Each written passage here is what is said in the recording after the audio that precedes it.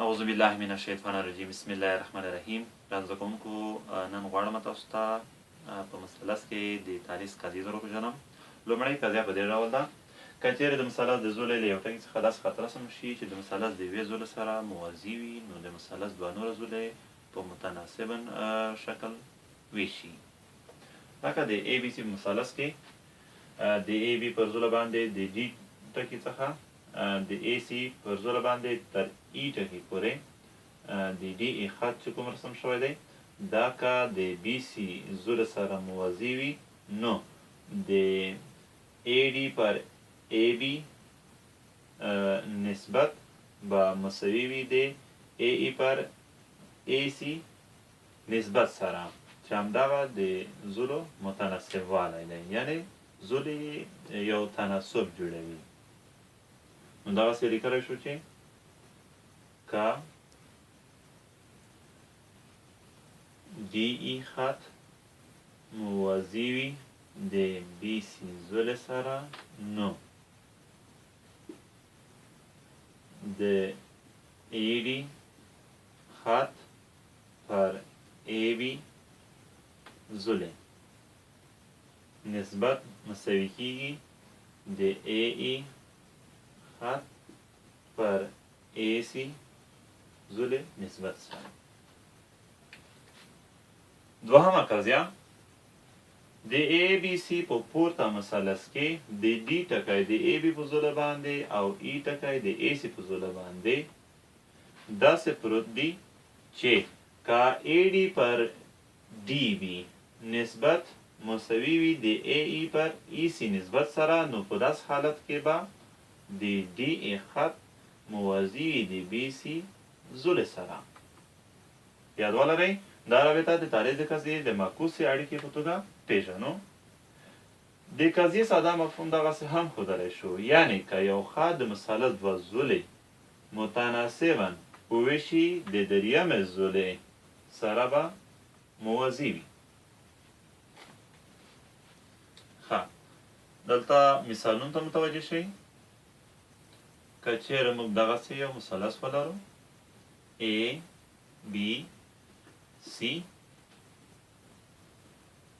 او د A B زولې سره دلته د D E خط موازي وي، د A D فاصله 2 واحده وي، د D C فاصله 5 واحده وي،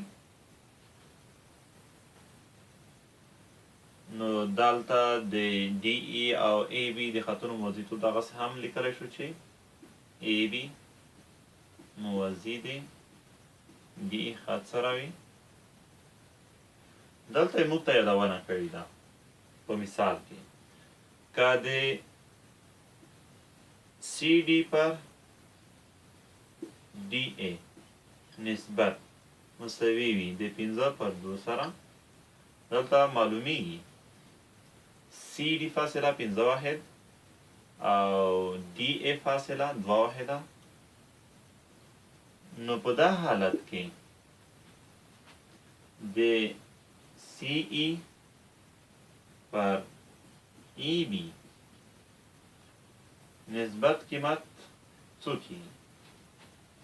د لومړۍ قضیې په پام سره موږ وویل کله چې یو خط د مثلث د یوې زولې سره موازي شي، نو نوره دوه زولې په خپل منځ کې یو تناسب جوړوي، یعنې نسبتونه یې یو د بل سره مساوي کېږي د زولو. نو دلته دا چې د ډي ای خط د ای بي خط سره موازي دی، نو د نورو دوو زولو یعنې د بي سی او د ای سی پر مخ باندې د نسبتونو قیمتونه په خپل منځ کې مساوي دي. نو په دې لحاظ ویلی شو چې د سی ای پر ای بي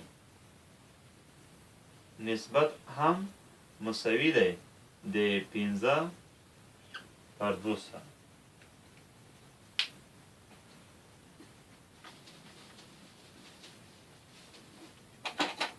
ښه، بل مثال دی: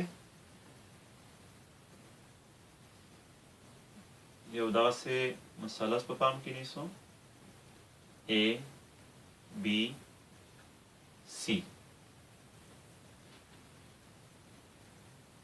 دلته که د AB او AC په زولو باندې د MN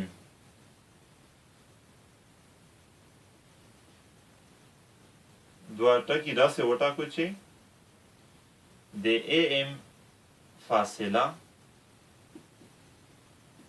مساوي شي د AB د ټولې فاصلې یو پر درې برخې سره همداشان د AN فاصله مساوي شي د AC ټولې فاصلې د دریمې برخې سره.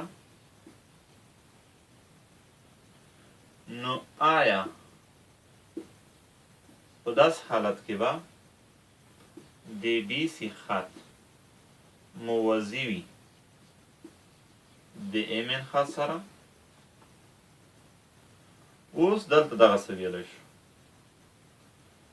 لکه څه ډول چې AM د AB دریمه برخه ده یعنی یو واحد او ټوله فاصله درې واحده ده، همدلته هم ټوله فاصله درې واحده. نو دلته موږ دغسې هم لیکلی شو چې AN پر AC AN پر AC AN فاصله څو واحده وه؟ یو واحد. AC ټوله فاصله څو واحده وه؟ درې واحده. د بلې خوا نه دلته هم همدغسې ده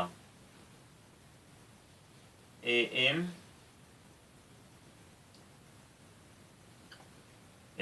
پر AB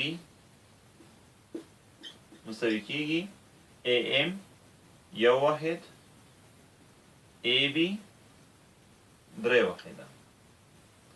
دا چې دلته د زولو د نسبت قیمتونه یو پر درې سره مساوي دي نو ویلی شو چې دغه د زولو نسبتونه یو د بل سره تناسب جوړوي یعنی AN پر AC مساوي کېږي د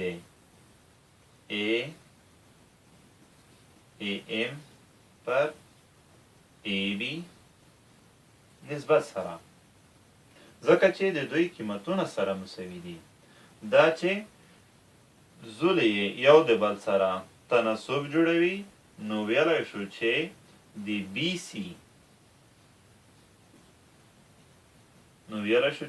د BC زوله د MN خط سره موازي ده.